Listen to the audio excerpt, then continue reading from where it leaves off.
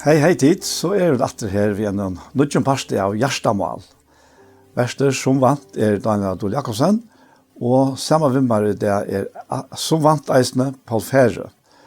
Og Gjerstamal, det etter hånden kanskje nok så vel kjent hva vi legger ut til. Og det som vi legger ut til at hva det som ligger overast av Gjerstalen, vant nå ut det. Hva taler Herren ui og nå? Så jeg får vente meg på Paul og spørre han, hva kjenner du Herren taler til under det, Paul? Ja, vi var om skjermen og kjørskvalt. Vi var nok omlag 20 manns som så til skjermen og samtaler var og til George Rattlia. Og var verst og øsne. Det var flere som hadde hjertemal. Ja. Og det ikke endte at torre hjertemal det skal tas om. Men det her hjertemal at kjeipa. Det nek som kjeipa i det, at det var nek kjeipt. Ja. Og det egentlig vel kjent. Og kanskje angat til sånn til jævla bruker mennesker tenker og kjeipa. Og til alt godt om det. Men her får vi da vite, og det har hørt ut av snøm, og vi som på planen. Jesus brev 5. Og vi skal lese en 3-4 verser. Jesus brev 5 og vers 8. Tid var og myskor, jo myskor fyrr, men nu tid ljus i Herren. Livet som bøten ljusens. Avvokste ljusens viser seg jo i allare gøskån, og rettvise, og i ødlons handløyga. Ja, rannsætje hva Herren toknast. Så dette et hjertemål som framme her. At rannsæka hva Herren toknast. Ja.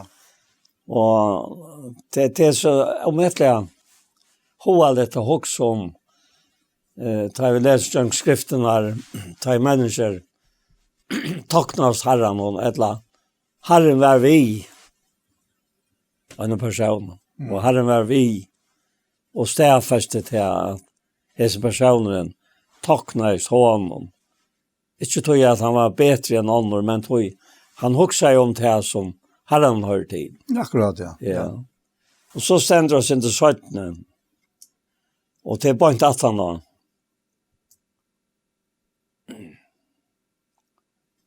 tog i skriften vers 14, vakna to i svevor, og røys opp fra en og deg, så skal Kristus løysa til her. Akte tog vel etter hvordan ditt liv var, ikke som øvvis, men som vois. Og så kommer et år, og kjeipe hina lealige tog det andre rønt. Kjeipe hina lealige tog, sier han her. Så hva hin lealige togjen? Og om man vera tjattere mer, må man vera når det går særligt ta ut hos om henne. Tog at det til tog evet lov til jo og endaligt lov altså. Og det godt at trett, altså evet lov, va? Og så det tøyen her som vi lever i som mennesker. Og dette ikke evet. Nei, det det ikke. Nei. Så det at kjeipen og ledige tøy, det må være at vi lærte alt annet færre, eller vi gjalta vi tøy som vi bruker tøy til alt. Da. Og dette til færre, og så kjeipa vi til ledige tøyene. Vi tar at vi betalar vi tøy som ikke vi tar videre som til ledige tøyene hever. Akkurat, ja. Ja. Ja, det ja, jeg husker på en veien til at du leser det her. Ja. Det hva hin ledige tøyen, Ja. og hva et kjeipa Ja, hin ledige nettopp, tøyen. ja, Og ja. helt det har sett meg helt langt svære på. Ja, ja. At vi velger okkur fra som vi kunne gjørst. Ja. For jeg gjør også annet som leger til at det kommer til Guds rydtje. Ja. och evangeliet. Ja. Te. Ja. Så ja, det är äckligt avvärst. Men som vi öllon löjve, alltså så må vi vara fött till löjve vid liva. Det vill säga att vi är inte jag kan själv för att välja ett ävet löjv framom ett färande löjv. Att nu löjv njautan. Är så här? Ja. Det läser vi inte om alltså. Att tjejpina leli och tog till det han rönter. Och hvis en ska klara det här. Eller hvis Herren och jag nog mer ska få att det uppfyllt som man säger här. Att tjejpina leli och tog. Så hever han långt fram undan. Just med föran för det. Att göra det. Tog jag att ta vidare födda och gode. Så jag vet han naturen och jag så att det här som Herren och tocknas då. Och det här vi just nu är och medtaliga tacksamma för det. Att den kraften viskar och jag som är av gode, ja. Ja. Det är äckligt avvärst. Ja, som man säger här i Filippe Brown, att det är god som viskar och inte kan att vilja och att viska. Ja. Efter gåva vilja så. Efter gåva vilja så in, ja. Att det är nog så tatt knytt till det som Jota säger och i sådana brev här. Den nästa bauchen eller den nästa sista brev, eller det sista brevet som vi har här. Är en uppenbarelse, ja. Och han säger här i vers 3. Vers 2 säger: Miskunn, frier och kärlek fallet till kon markfalt och i lot. Och till älskar ta i närla nekva hjärsta skriva till tickara om felags frälso okkara, så är med nøytan till att skriva till tickara vi användning om att bergas för trunne som øyna för i atlar hinnom høylov og given i henter. Bergas for trunne. Og så teipar jeg 17 versen i her nere mot endan om 20 og 21. Men tid elskar og oppbygge tikkona høylavast og tryggtikkara. Og bie og i høyle andan om og halte til konsolas og i kærløyga gods, medan tid boje etter nøye Herre okra Jesus Kristus til evet lov. Og dette er så tatt knytt til det som vi løser i Jesus brev. Ja. Altså at bergas for det trunne, ikke bergas for å få at trunne, så vi var født. Ja. Så vi trykker Jesus. Men här tvär sjuer av somsöka. Ja. Här Jesus brev. Här den spårningen går så vi brukar tyna. Ja. Och här väljer vi rätt väl själva, ja. Men det är bergas för trunne. Ja. Det är ofta omstöver som vi själva inte är herrar i. Nettopp, ja. Det händer sån här rundan om oss. Och som lever åken nästan eller som är avbjörande. För jag stöver täcka vid till dömes i för öron sysjon eller hela tiden till ja alltså ett som är galdande för åken öll. Det är hur är vid i för kvar öron som tryckvant, ja. Jo. Vi tar ju lite till som vi vet att bara ska gå upp kanske inte alltid stora chanser kan så finna fler balkar, ja. Ja. Men det är hvis man läser bara fänka av tog och gloje vi och tog så berges man inte fyra trunna. Det tryckven säger något annat. Ja, nettopp, ja. Det ständer om trunna är som här att men till det ska uppbygga tyckarna hela så trycktyckara och bygga hela antan och halta till konsolas och i kärleka gods. Ja. Medan till boja efter nej, Herre och Jesus Krist. Och kärleken är vi håller antan uthält i kärleken godsa och just nockara. Så här är näka som som vi alltså inte öja lägga för sant.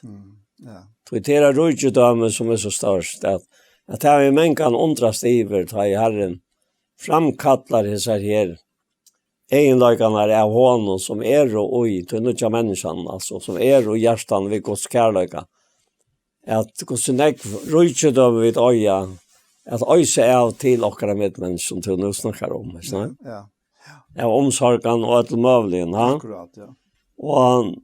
Og det gjør vi det ikke utan vi oppbygger åkken og høylast og trygg åkere. Og bygge høylig antan. Det er noe som naturen sa til godsmänniskan som er i åkken, som vi nevnte syndrom, sørst vi var her. Ja. Og ta naturen, hon vita vid sier Efesos brev, når jeg sier Galatbrevet til at ta naturen er antegods, altså. Akkurat, ja. Og det tas med av den goden heilig anten. Og han hever til visser at han veker motstøv og tja. Og er ikke noe holdt det, altså. Holdt det til kyrna som hadde anten. Og hette er strøy som vi ikke får gjørs nekka vi, altså. Vi får ikke gjørs nekka vi naturerna tja og rekna holdt det. Så henne hever Kristus døy bort fra åkken. Vi så i noen verser av Golgata. Og så at vi er og deg vi har noen, han døy for sin drokkere, han rødt stoppet åkken til rettforstjering.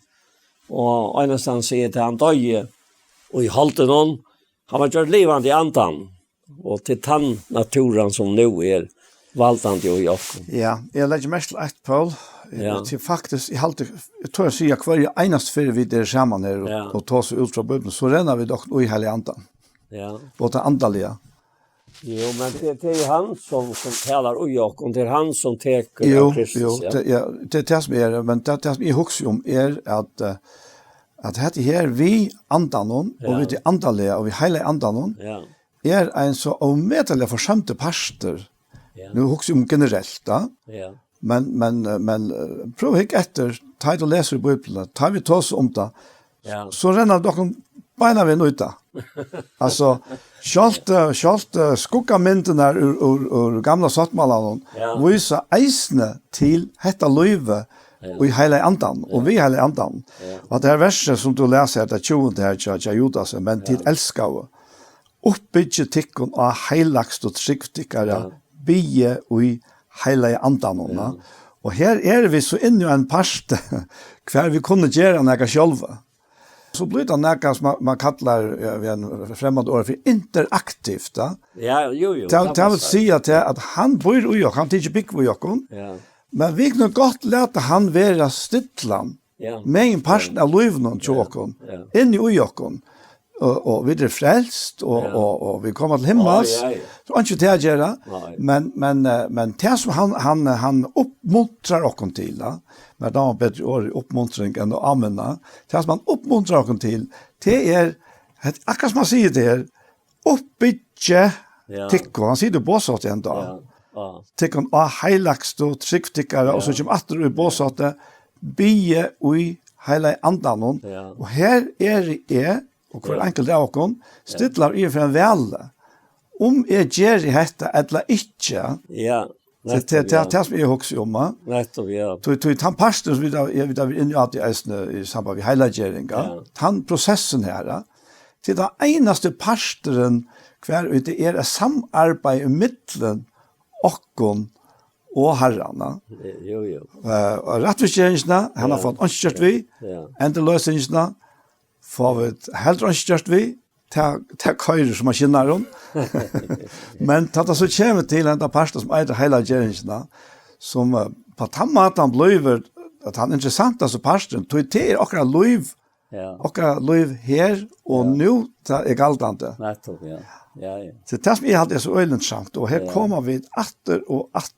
Vi slipper ikke utan om dette her.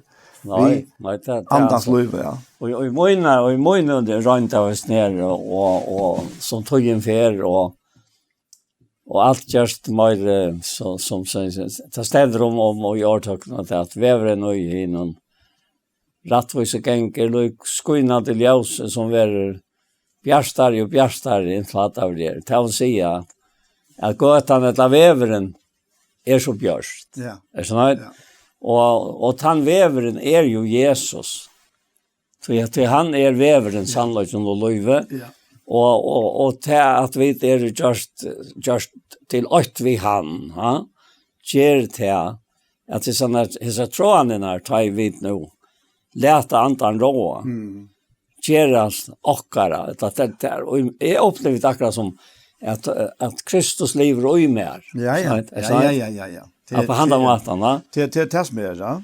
Och ta väl inte spårningar till ändan om. Jag har ju upplevt löjve och i nekvån stiorna från en till ett annat. Och särskilt nu är det här att Kristus lever i mer. Och är man köpa till det alla i tøyene. Och till den tøyen som han skal øya fullt og helt. Og i mån og løyve lykka mye om en stått et lang verden så ikke, og i mån til det som er færre. Ja. Nei, nettopp. Men hon er hans her borste det av. Ja. Kan man si, ja. Ja, akkurat, ja. Og nu nevnte du skokka-myntene og i Gamle Testamentet. Så nettopp det som jeg satt og les om på en åren til å komme. Og til ikke Daniel i hokse med det, men til Josef. Ja. Da du leser søvn om Josef, og du ser han inne her, og i ødlån tøy, som han er et øyndøm i akkurat ta.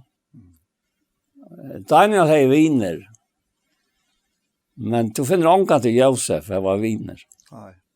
Han er alltid ønsematler, og i midtelen til som han var skjelter til. Akkurat, ja. Men han kjøper alle tøyene til lelige tøyene. Ja, nettopp. Altså, det er så fantastisk å søtte hvordan han bare er.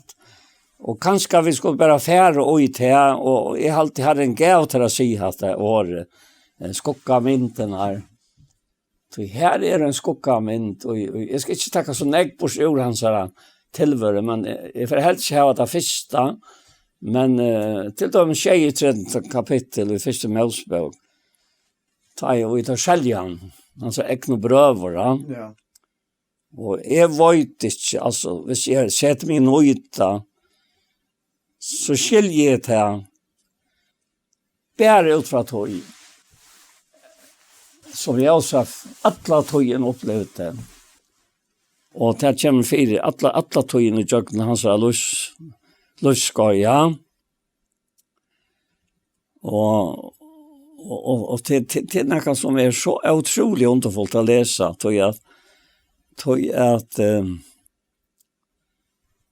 det er et løy som er livet sammen i Herren, skjønner du? Og jeg vil så gjerne få det fram, og at han host som det ordentlig kan nemme oss som er sammen i det. Ja. Ikke bare oss tror jeg, men vi alt som er sammen, disse løtene, til løtene som heter nå vil sent, om det vil sent av kvalitet av måten et eller annet nått, altså. Det gjør det sammen, det er en løte. Løyvi er en løte, her vid er jo inne til Herren, og tar vi det sammen, ja. Og så sørger vi her, og om Josef, i samband med det var sendt setter til Potifara, og det er et ting som vi leser atter og atter til dem som i verset. Her er han til Potifara, og i kapittel 23, ta der nå her, seltan til tar mennene som var ved til Egyptaland, så. Ja, kjeppmennene her. Ja, kjeppmennene her. Så fordres det av innom, og så selte dørren stendt her. Færre var til Egyptaland for Josef, og Potifar, og en Egypte som var her med å sjafare og høvdinge i løyvakne, kjøpte han fra Ismaelitten, og jeg hadde haft han viss her. Så bøyna veien. Men Herren var ved Josef. Så at alt etnarist honom. Han var i husen til Herren sønnen i Egypten. Och ta in och Harry han sa att Herren var vi honom. Och att Herren att allt han gör till ettnast i honom fann Josef nage för egen hansar. Detta må vara att han lärde det att höjen som Efesos brev snackar om. Ja, vi skulle köpa. Vi honom skapte god höjena, livliga. Så öllon tajmon som han som träallor var shelter till. Akkurat, ja. Alltså det är bara så hotäkande att också om det att Jesus tar han vaskar lärsvagn och födelsen i Johannes 13 så gör han träallar på Jesus själv. Ja. Och han säger vi tar att så det som är har gjort vi tycker så skulle titta vi kvar annan. Och han säger också till han att ta inte nu vita hetta säler är det tid om tid gör det. Alltså sälen la oj att tjäna för dörren. Akkurat, ja. Nettopp. Ja. Och helt konkret är ronkren till som är och tjänar och just den på Potifar. Och omstövna görs bara tränkre och tränkre. Så han var en mäver som inte säger ja till allt. Så och jag också med monen av löven och han levde. Och löven och hinne levde så allt om det att han levde sig att han blev löv. Alltså också en badjan John. Nej, men falskan kommer väl det är så allt falskt som var då. Lojka. Nej, akkurat nej. Men i huset någon chapot för så ständigt om Josef att det var ett som var alltså nöje för egen chapot för att slappa gänka honom till hanta. Han sätter han över huset och gav honom upp i händer allt och igen åt. Och så ständigt det här och fra till stund och han hade sett han över allt huset och allt och igen åtte. Sikna i Herren huset Egyptans för Josefs skuld. Sikning Herrens kvult i ötlån och igen åtte bär i husen och han mars. Alltså det alltså hade hänt att den sikningen här nu också om till antallig alltså. Du vet hur antalliga folk och god maler lov och utfra tog som han försikna andra människor vi tjockna lockorna. Akkurat så som han sikna Josef och lät det hända för att han skulle lova att han med vår han är atlan av vera. Atlan vinner tjockna lov. Atlan lösgångterna. Och att men snacka alla toina att du måste ändra bråta mig ja.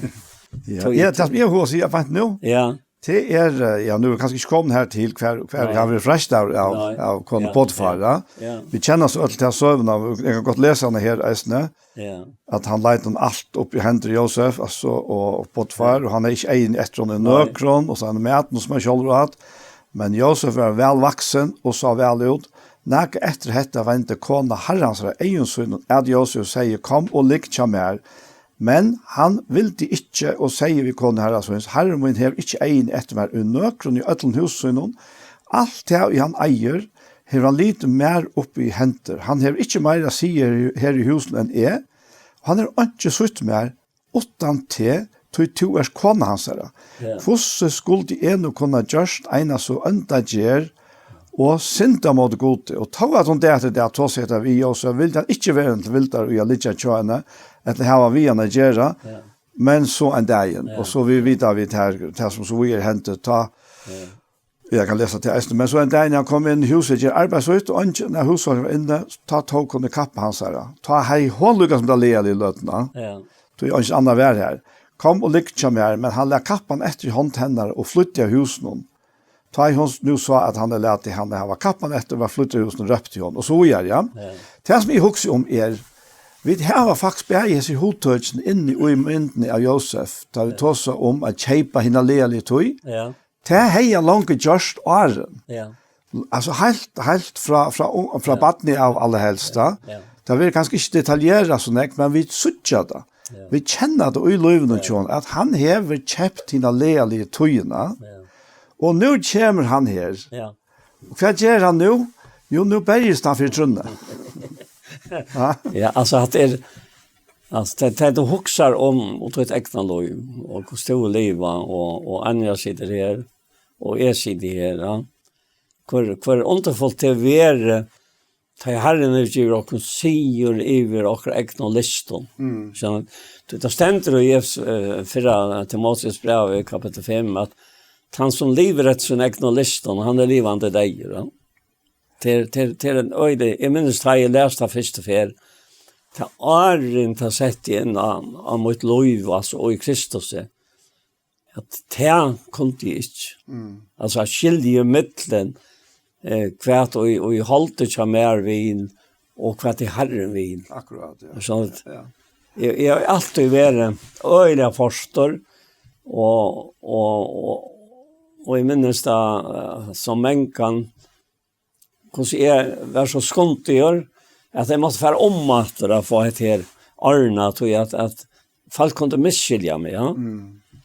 Och jag är en handlig här som jag köpte maling så får man in och tog och kortet ut och gjorde kött av och det gör det i ösnen tandägen och så säger en kvinna hetta att Martha är så väl att du inte är så som du är nu. Och det var inte tog att hon ville ha med, det var slett inte det. Nej. Men hon ville inte släppa ha sin kontakt med mig och det antallet. Ja. Ja. Och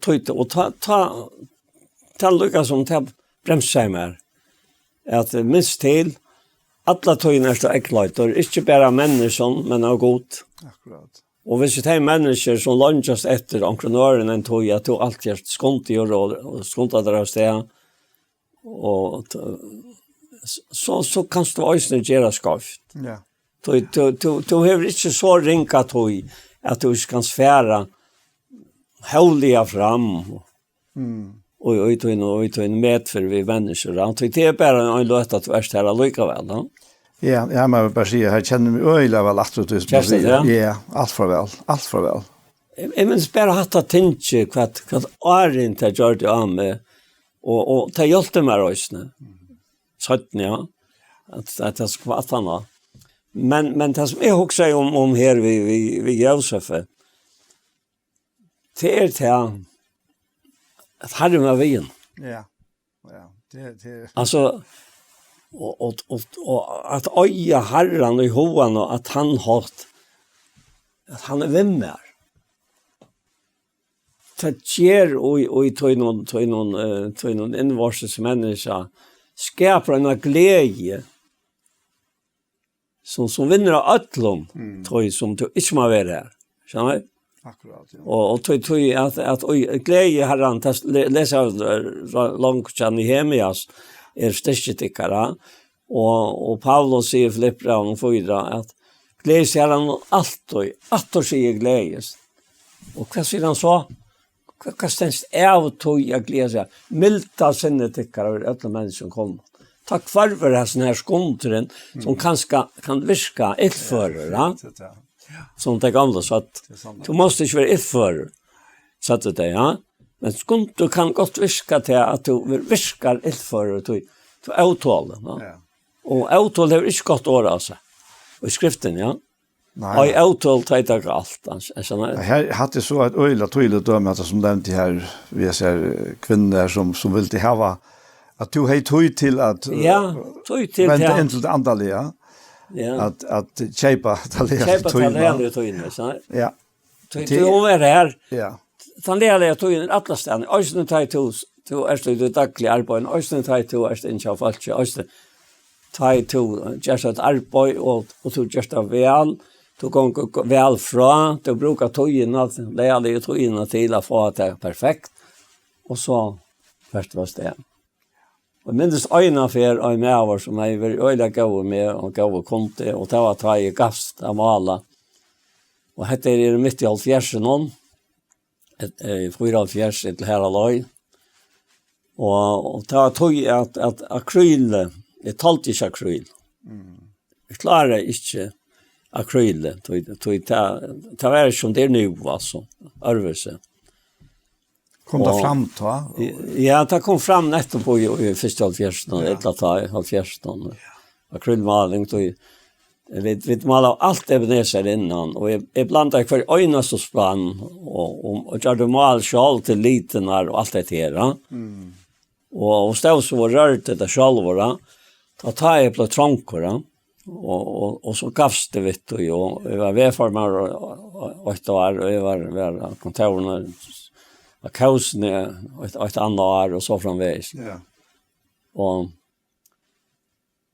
jeg minnes at her, hvordan Herren, han bremser mer på ensa matar. Og hvor gjør det han det? For at øya med mer. Ja. Sånn at, for å få mer tog til enn den her personen som god inn i varianten som bor i jokkene. Akkurat, ja. Jeg skjønner det, ja. Og så var det her. Jag huskar på tanken här nu på att så vi ofta kanske halta vara hinder i akra liv som vi möter alene. Det kan vara skylta skickningar. Ja. Det är det gott inte att missa mot och bli uppgivande ta i akkurat som och inte damer möter och det kommer alene chock ötlom. Det vill alltid i livet som vara ting och så som inte smakar kom väl, som kanske smakar bailas illa. Och vi tar kanske kan göra så vitta. För vi inte herran ettla blir vi apatisk eller så ja. Men det här att ofta hindrar så till döms att det så nämner det här. Här är lägga annat in i livet också. Ja. Og æsne, hvis vi tar Josef innafter her, og i enden av kapitel 23, så gjør vi til at Herre Josef var 20, tog han, let han sette fenghuset, som fengene ikke har kanskje noe skjøte faste roi, og han var sittende her og i fenghuset. Det er ikke man sagt om det, at han har konen, hei sagt det til vi igjen, og det kom egentlig ilt igjen. Og tog gjør det på for det her. Det kom egentlig ilt igjen. Det stendte ikke nekka. Det hun sier, så løs vi trelet til en bord, det kom egentlig ilt igjen. Det er det øyneste sånn. Og så tok han og kort igjen i fengels.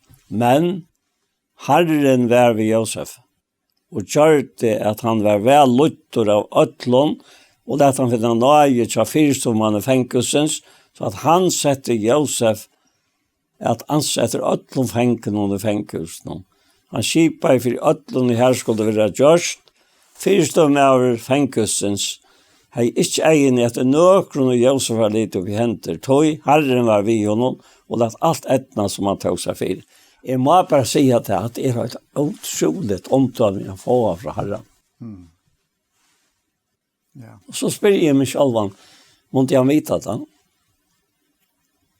Ja, också intressant spårning. Ja. Måste jag veta det? Ja, vad helt du? Ja, jag har alltid det och nu nämner jag Anton. Anton och Josef visste det här. Att detta måste kosta. Ja, akkurat. Han fer fram pappa så i någon och han ska visa bröderna och han ska bära dem med. Och tar takan och tar ankratliga att bära genta honom. Nei, fikk en av dem fire, at hva er han inn og hentet bronnen her. Og så sitter han her. Og så kommer her Osman Littaner, og så skjøter han opp, nei, lett han kunne helt selge han bare. Ja. Og råpen til han æste, han grev sin ekvatt han da. Han var han som var den æste, ja. Ja, altså. Hei, apert. At hva var hent da, skjønner du? Ja. Og tar høtt og atlander, men ønsken har jo makt til å handle utan Josef. Øysene oi tog til han var mishandlet. Og det er helt utrolig kvart og tryggven, den høyligste tryggven som vi løs her og Jodas er bra, ja. Ja, altså. Han ber oss berges for strønne som øyne for alle var och kom dit nu på händer, men vad säger han här nere och Jotas är bra.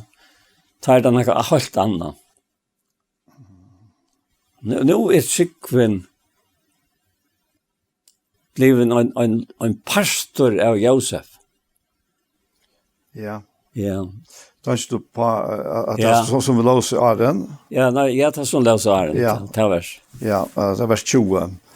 Men tid älskar och uppbygga tyckarna heilags och tryggtyckare. Bie och i hela andan. Uppbyggd. Ja, ja. Det stender i en vers för att Moses sa om Jesus, att han var tryggven i heim. Tryggven i heim. Akkurat så stendt. Ja. Jeg vet ikke hva du legger ut av, men det er alltid stekka vita verset og hoksa. Og hva han husker jo vel til navn. Ja, ja. Tryggven. Och här och i Galaterbraun här säger han ja nu tryggven kommen. Ja, og tryggven kom. Ja. Og til suttja vi til Josef, og man kan kjemta framfyrir med. Et tryggven kommer vi med her? Nei. Det kan ikke skje. Nej. Skjønner? Året kan komma ut här. Jesus var tryggven og i heimen nå. Men Josef, han levde i, eller man kan godt si det som at det verset sier her i Josefbraun. At han var våren og en pastor av trønn. Ja, ja. Hvordan leser han fra 3 bare 4 at vi skulle... Ja. Men tid älskar och uppbygga tyckar av heilags och tryggtyckare. Ja, høylagste trygg. Ja. Og hvor ser han høylagste trygg vakkere? Alltså det kommer sån här fram kär till att man sitter så lös och huxar om vad Herren ger och kan lova sig en människa. Och så sätter han i fängelse. Men vad händer nu? Lästa vad är lästa bara lutsen till det här. Ja. Alltså jag läser om att vers 20 men tid älskar uppbygga tyckar heilags och tryggtyckare. Bie och i hela andan og halte til kon såleis og i kærleika Guds medan tid boja etter nøy herre okkara Jesus Krist til outløyva. Og så kommer han i fängelse og nu händer akkurat det samme som tja Potifar. Akkurat det samme. At hoksa seg til at gjøre seg til trial frivilliga og vinna ötlån. Og tjäna ötlån. Og være ötlån. Ja. Til gag. Ja, det är fantastiskt. Være ötlån til fyrdöme. Ja. Och du nämnde att det knyter sig bara till samma så såg jag att ojesten här att det var fältligt processen för jakterna. Men alltså helt osäker blackar i fångsel. Kvar vi han faktiskt är man hetja tror att han såg mot det. Ja. Och så kör man in i sin processen här. Ja. Men han ger akkurat efter här. Han bojar efter nej här och ja. Hvis det en fyr at han kunde være ferdig og i et svart hål og... Ja, men det samme hatt og ikke akkurat. Hvis vi skulle være løyt av god til kjøkken og en antanhøym, da vet vi at det er øyelig vant der. Ja. Så du vet det går antallige folk, og det sast ikke endelig, utan å åkne videre sikkert, eller vet at Kristus bor i åkken. Men livsfarsland kan prekva det. Ja. Og til det at det gjør her, fyrstå med av fengelsens, hei ikke egen etter nøkron og Josef var litt opp i henter, tog Herren var vi honom, at alt etna som han tog seg fyr. Ja. Det er utroligt at Det som jeg alltid så underfullt vi Josef i mån til okkon, at han faktisk var verre fyr enn vidt. Så jeg vet livet jo, og nei er herrens, hver og hele anden kommet til okkar, her tidlig bygg vi okkona. Ja. Og her vi Josef jo lengt, til ølter åren, til nøy året kommer og byrjar, altså, og som vi njøda godt av det. Men Herren var vi honom. Ja. Herren var vi honom, og i tog ligger så av fætland ekv. Så på den måten hever han allikevel ha fæter ut i samme, kjalt om tøyen, så som lagt rettes ui, hos tøyer atlan. Så var tøyen ikke kommet. Altså Josef hei ikke på samme måte som vi ätgångt till hela andan. Som vi där har tidligt bygg för oss. Och så vi kunde för jag brukar det år konsultera alltså för att konsultation så om det ska vara på tammadan. Flera dagen och för så alla tojerna. Särskilt och just när bia och i hela andan. Ja, men hvis du läser om avväxt andans och i Galatbrevna. Jo, men det beundrar vi Josef att han tojen är inte kommen än. Han ber henne till avväxten lugga väl. Ja, men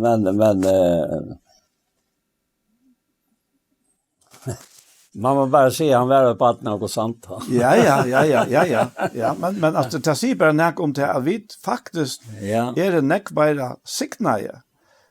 För och borde det vara lättare ut det än att vara Josef då. Som tojen är då. Men det ständer ju en sanche som vi som connecta i var onkor att är må vara chat här Jesus.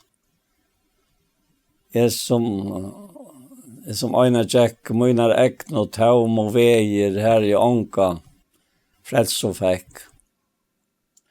Och så säger han sarst och bokst det här var sanna är att det glömde älska till just att höjnar kärlekscenter stått och rosor av mig ved. Och här sarst var en person färd akkurat som Jesus färd jag någon löjve och det var bärna det motsatta. Ja. Och han fick allt att virka som en himmel här som han kom. Akkurat. Ja. Och han var som du tog att du Jan, han var nämligen en skuggamynd av Jesus, ja. Det var han vara. Ja. Det så hände det att tar historier. Och som det blev förlängt. Historier. Skankar en bäkare en dröm. Ja, när vi tar något igen så. Och tar drömt och kvar och nej tar för brott ja och möter ju fara och så far var yttlor vi hesa boar hirmen soinar i skoncharen och i bakaren latar sätta fänkus i husen och tjautengan i lövvakne samma fänkus som Josef sa faströj nu sarst du tillgången att herran och hur hon var lagt ja. Och hur han lade där in och i här som Josef var. Och så upplevde han akkurat så som han var vid tiden. Och så till attra en annan mynd av Josef, ja. Ja. Och tar sätter fängelse och så hautingan i lövvakne, samma fängelse Josef sig faströj. Hautingen i lövvakne sätter Josef av vera så tajmen och han gick tajmen till hanta. Tajtar nu hatt och sitter fast under länka tog i drömtet dabei. Och att vi han sätter till. Ja. Och nu särskilt då tydliga gångterna att tajtar så drömma och jag så utlägger drömmarna och Anna vill sätter åter i starv och han vill bara inte vännen. Och så färra tension i hämta. Det var så. Ja. Du känner allt att det. Ja. Och det är helt en standard att man ältest och man upplever Herren som är och så han lägger allt rättes och så ger han det allt fyra. Jag präkvar sig stauran och jag nog lov åkare. Ja. Alltså det jag tror det så ytla att säga att vi arves i åren, att det är han som vill näka jag något som händer. Det är alla tøyna. Ja, så ser det här. Ja. Och det enda vi tog i att så drar man far och han drar med attor. Och så får han få alla dessa här andra mänarna och allt det att fortälja sig drömmen och inte kan näka. Och ta det hessen her vaknar, hessen her skantjärna. Ja. Att han har gjort sina sint, i far. Så här hej jag med av vår värre. Och han kunde ju ånka till glömmen om han han är värre. Och sen tog de drömmarna och det gick akkurat ut som han hade sagt. Ja. Och här hej far och präckvet om hämta man. Alltså är halt det är så halt out troliga. Ja. Och där kan det att också om här och i det. Det är helt sikkert och visst. Det är en helt annan standard server. Och han är ju en firmynd på Jesus, så. Ja. Som blev räkar av sin äkna. Ja. Men som får lejena och jakten allt baska. Ja. Ja. Allt baska som Josef får i jakterna. Ja. Och allikevel så varvade han det rena hjärta. Men Josef är inte en människa, han var inte folkom, han var inte synda fruer. Ja? Nej. Men allikevel blev han vid til at Herren var vid honom. Ja. Så blev han brukt som en firmynd på Jesus själva. Hese kapitlen enda vi att säga att men Iviskontjaren huxar inte om Josef. Han glömde han att det är så människa lite som det kan vara. Ja. Men så hände det här som kommer till nästa kapitel. Och tre lycka som allt sövan rottar ut. Alltså, och enda mål via Josef är kommen här. Är så att säga en fullförst. Ja. Ta han Jerusalem känner för bröderna. Ja. Ta allt inte visste och vad för att hända och far och han måste få vita och så utlägger han någon drömmen och så säger han till att man får tjejer ta väl överflow. Ja. Och så kommer tjejer och det var helt outskickligt och det var inte avväxt av nökron. Och så lägger han honom far och lä och han nu i överflow nere. Jag samlar. Ja. Och så att det är så räkvarna kommer. Och så säger han till ändan i kapitlet att konkurren skulle vara vojsor. Det finns ju en vojsan man att stå i 4 i öllnes ner. Och han stod här. Men han säger inte att han skulle få se. Han vojsaste. Ja, han vojsaste. Ja. Och han blev han som då sätter högst i Egyptenland. Ja.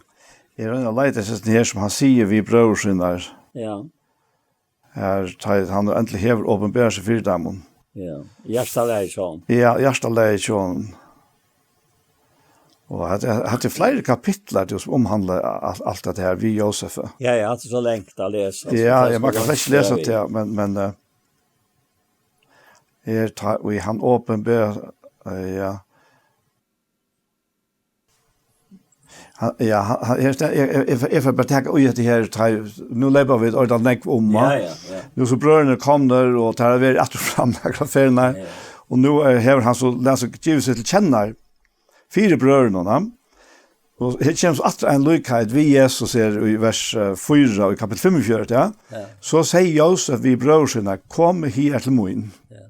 Och taget här kommer till han så säger han är Josef bröder som du säljde till Egyptalands. Men nu skulle det ikke være ringer om til at la gremja til om at de selte meg her. Tøy til at bjerga løyvån hever god sendt med her undan tikkum. Ja. Altså, han hever i øtlighet i årene. Ja. Hever han helt seg nær til Herren, og Herren hever vi noen. Ja. Og jeg tror ikke fyrstilt om at han ser endan av tøy hva det får enda vi. Han sier at det at Gud sender meg undan tikkum. Ja. Men vi har helt ikke bruk som såles, helt jeg suttja akkurat hva det for enda vi, det som vi strøyast vi, ja. Men at vi holder dere nær til Herren, og han helst nær til dere, det her er ungen ive, ja. Og som man så sier her, Tøy sendte Gud med undan tikkum til han ville lete tikkum eie etterkommer av hjørne, og tøy han ville lete tikkum liva, ja, til bjergjeng fire mång. Det tog ikke tid og jeg har sendt meg her. Nei, det god. Og han har sett med farao til en feir, til herre i ødlån huset hans og til å råa iver ødlån Egyptaland. Skundet du kan heimat til pappa og sier vi han, Josef Liver. Ja. Og han har for seg han Liver feiren. Och till att roligt är minst och i första tojen som är tar och i börjar Så var det inte så var jag fram med mer än att att det varit upplärt och rätt att jag skulle säga att jag har 2 skolor att hafton. Det var en skolan vi lärde jag att räkna och skriva och läsa åt det. Och det var det ju i tjejåren.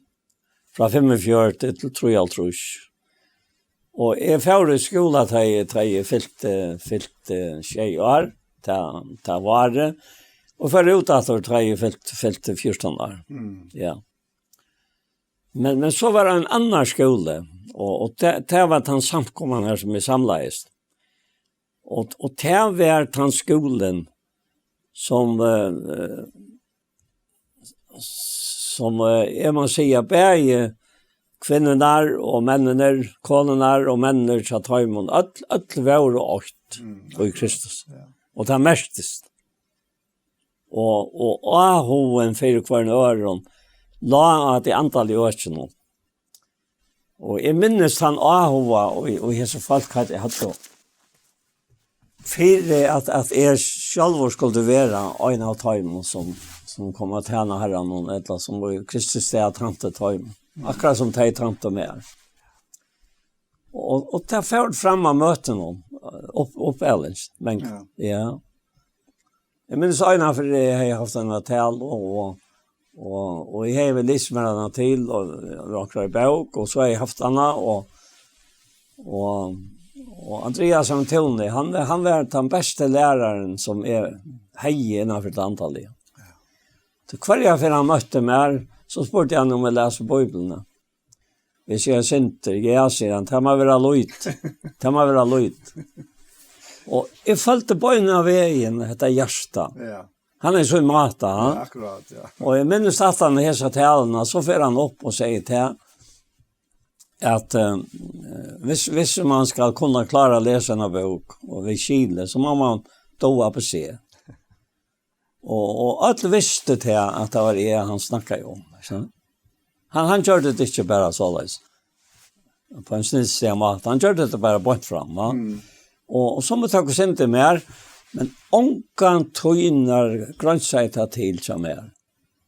Skolen var her, og jeg var i mittlen til som jeg hørte til, sammen vi Øtlån til Herren, og her ble det ført fram. Og så førte jeg til Havnar, jeg var 15 år og kom etter inn i mittlen, og det kom lukket som en trivende av å gi etter løyve. Ikke tog at jeg gjør det når jeg kan telta, men tog han Herren, han prekvar seg stauran, og gjør det mot løyv, og avgjør som løyv teknar, det var ikke så løys som andre hadde råkna vi, men det var som Herren råkna vi. Akkurat. Altså som Herren råkna vi. Og så minnes jeg var Klaksvøk, og så var jeg ut her til Jaular, og ta hei Herren talat om øyne Jøgnen Josef, og det var at jeg kom etter pappan, han hadde sendt våknar og kameler, alt var klart.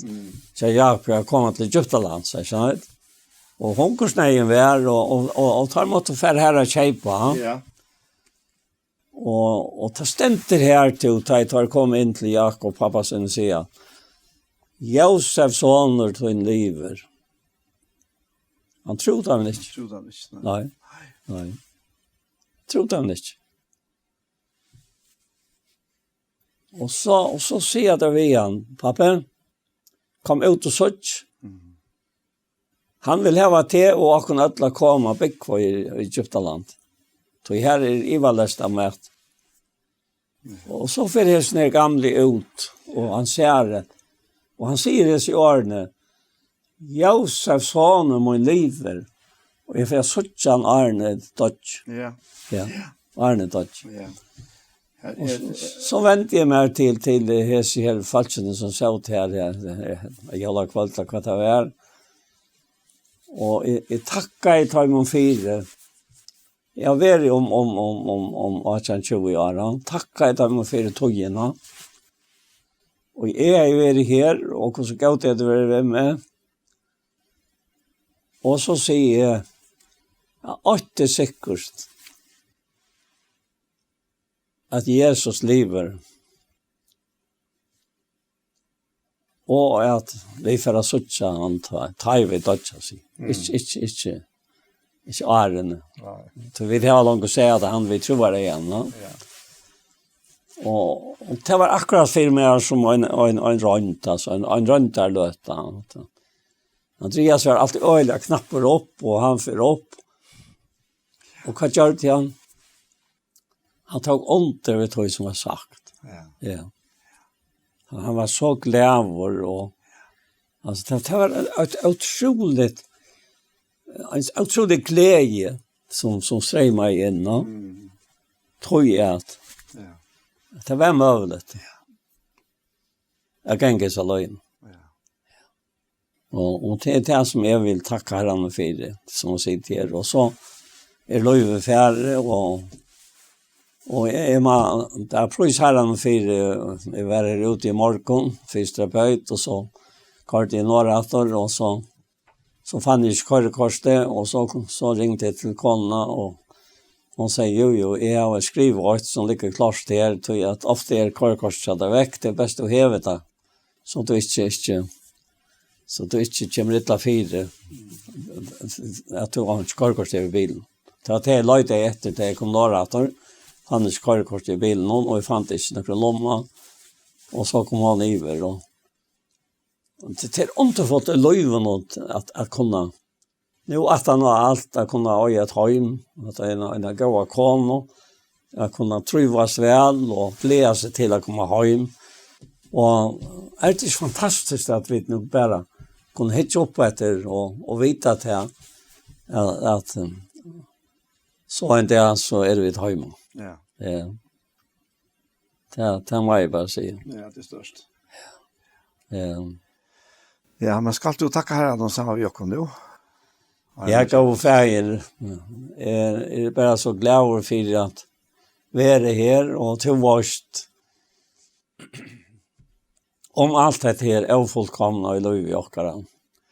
Till samtjänst av varglagen åkaren. Till varst kvar skapningar vid er. Till minns att vi är ett ost.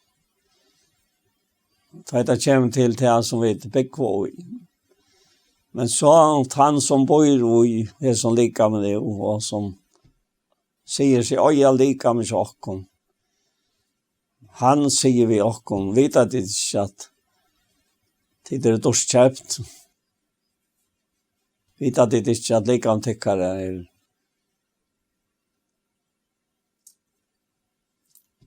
husgods och herre kvart det fett rock om vi glädje. Det hette vi togkörst. Vi hade inte kunnat alltså, om vi tog komst in i löjvåkare och tog om det och frälste oss att vi är stora nöje. Och gäv tog till herre att detta som vi har varit vitligt det kan sträma ut till åkare landsmän, ja, utom åkare åkare till det som hunkar och tystet i rättvis. Och gäv tog till herre att vi av nöje tog in i kunde uppleva till att åkare land ensam av år kan ha det gott. Och gäv tog till att evangeliet man nema görstene till frälso och åkken som tryggva till att halka till åkara loj till att tog vi dig efter her. Och i Jesu navn, amen. Amen. Så var det här parsten av hjärtamal kom ända. Och medan Paul ber nu så kom det mina tankar här som Paul säger som en gång tog att ut så flera förnar att Herren var vi Josef. Och nu vid är en tog vi hitcha fram efter mat och tog som för att vi kom in i ett nytt årskött. Så kommer vi glädjas i häson att det är eisne för oss. Tog att han som var fötter av jolom, han fick ju eisne navnet Immanuel och temmersker god vi oss. Så det kunne vi så glädjas om. Tar parsten som har vært undan hæson, tar jeg suttja av YouTube-kanalene, og det kallas for Gjerstamal, og hæsen parsten for eisne kommer settene ut.